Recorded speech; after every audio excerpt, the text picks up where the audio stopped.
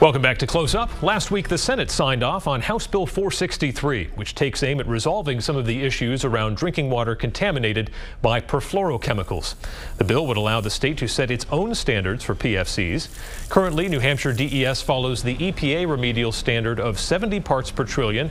But for instance, Vermont's health advisory is 20 parts per trillion. Joining us this Sunday to discuss the bill is a first-term state rep who campaigned on the PFC issue, Representative Mindy Messmer of Rye. Thank you, Representative, for joining us. Thank you. And it appears this bill is going to become law. So what will happen in this mandated process to come up with a new standard this summer? What's going to unfold? Well,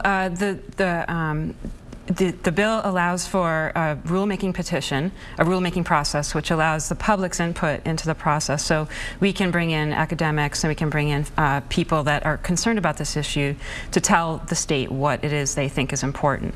And the rulemaking process specifies that they will have to look at early child effects for exposure to chemicals and look at other states to see how they came to their standards, which, as you mentioned, are lower than New Hampshire's current advisory. We've spoken to homeowners in Merrimack, Litchfield, and other locations where they have maybe 40 parts per trillion, 50 parts per trillion, and for now they're okay. Right. They're concerned and hopeful that this standard is going to be tightened up or go lower. What are the chances that that actually happens? Well, you bring up a good point, because just until last May, it was okay to drink 600 parts per trillion total of these PFCs. And in May, on May 31st, the EPA decided that 70 was actually a better number. So I think there's a lot of discomfort with the public in terms of whether or not 70 is really the safe number. And, you know, if we look to other states to see what they're doing, Pennsylvania just said, Delaware Riverkeeper just said they want between 1 and 6 parts per trillion total for the state of Pennsylvania, which has seen a lot of PFC contamination. So I think that's where the public is worried. We're worried about, you know, protecting our children for future generations. Kids have been exposed on the seacoast to unsafe levels of PFCs. We already know that.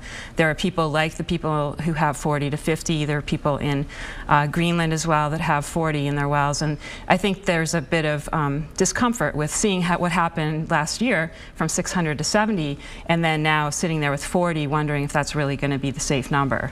The Business and Industry Association has been very critical of this legislation, saying it's driven by emotion, essentially, not science, and that these PFCs are everywhere, and this is an overreaction, essentially. Right. I wish they would have come in today. It would have been nice to talk to them directly about it. We actually submitted some comments and responses to their criticism. I think that, you know, when you're comparing the effects of health issues on your children versus money, that doesn't really play really well with most parents. I mean, as you're a parent as well, and I am too, and we want to do what we can to protect our children. And if there's a little bit of discomfort, we want to be as protective as we can, and we would actually err on the side of being more protective than not, especially when you're weighing cost versus protectiveness. And you know, we did invite the BIA to come and talk today. Unfortunately, they didn't have anyone to join us. The one location where we do have a cancer cluster is sort of in the area of the Coakley landfill, and some believe it's linked to PFCs, but there's no smoking gun as of yet, no hard science that says that is the issue. I'm curious, we see the cancer cluster there, but nothing quite so dramatic in Merrimack or Litchfield yet. Why the difference there? Is it just that it hasn't had enough time to sink in your opinion, or why do we not see something parallel there in Merrimack or Litchfield? Oh, actually, the cancer cluster is defined as a 5-ton area in the seacoast, so it's not just Coakley. There are issues with Pease that we know about. There's issues with Coakley landfill with the groundwater there too. And so my approach has been, it may not be the smoking gun. We may never be able to connect the two dots, but we do know that there is an issue, and we do know there are health effects from ingesting PFCs. So, you know, it makes sense to try and address those issues before, without knowing directly for sure that they're connected. It makes sense to address them. And I think we're just starting to see the effects in Merrimack. We don't have a health study done yet. They're just collecting blood samples. From just anecdotal information, I know there are very high rates of other kinds of cancers. And as you may know, I'm one of the ones that reported the cancer cluster on the seacoast, and I think it takes, you know, it took them 2 years to come out with their decision to determine that it was a cancer cluster. So it may already be in process, or maybe somebody like me that identified the cluster or a potential cluster reported it to the state already, but the answer's just not back yet. There are some people like yourself who are very, very concerned about these perfluorochemicals. We interview other people, Merrimack and Litchfield, and they kind of brush it off. They say, I've been drinking this water my whole life. I'm not sick. In fact, I'm healthy. And they don't see it as a tremendous problem. Why do you think that is? I think, you know, it's difficult when you talk about cancer. There's a 20 to 25 year probable latency period with cancer. It's always hard to connect cancer or other health effects to chronic health effects to exposures.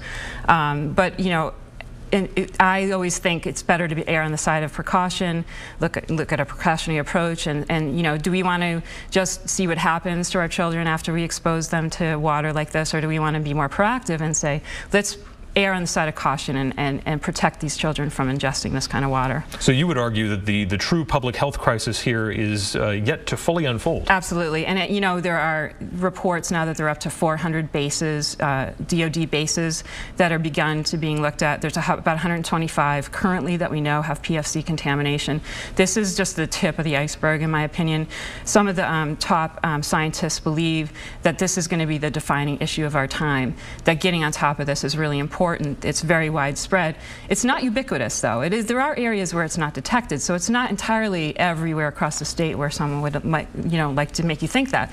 But there are areas that are concerning. There's areas in Rochester. There's area in Amherst, which is now getting water provided. There's Greenland. There's Pease. There's a lot of issues in the state. There are a lot of big ones, and there's a lot across the country that we're just starting to realize. And do you think we're going to see, if the standard changes, we're going to have to see more public water hookups to areas that have wells, essentially? There will be more expense, I mean, either the polluters or someone's going to have to pick up the tab?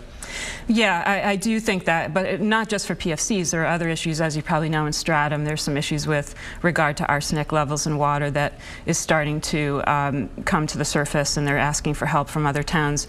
And this is an issue for our state in general. I mean, if you look at areas where we're going to start developing and need the water, you know, people are going to start realizing that we need to protect that water, and we need to make sure that we plan ahead to cooperate between the towns where they're seeing some need for water, so that everybody has safe water to drink. Do you have a number in mind for parts per trillion that you think that New Hampshire set its standard for? Well, I think New Jersey actually did they always do the top of the shelf, the gold standard work. They've been called the gold standard by industry, even publications. So, you know, I really look at what they have done, and I think that that's a good model to follow. They did 14 for PFOA, and Pennsylvania is looking to much lower numbers. So I think Vermont was a conservative in between, and I think that we need to really look closely at some of these really well-developed studies. All right, Representative Mindy Messmer of Rye, thank you for joining us this Sunday. We appreciate it. Thank you very much. All right, and we'll be right back with some news and notes, including Governor Chris Sununu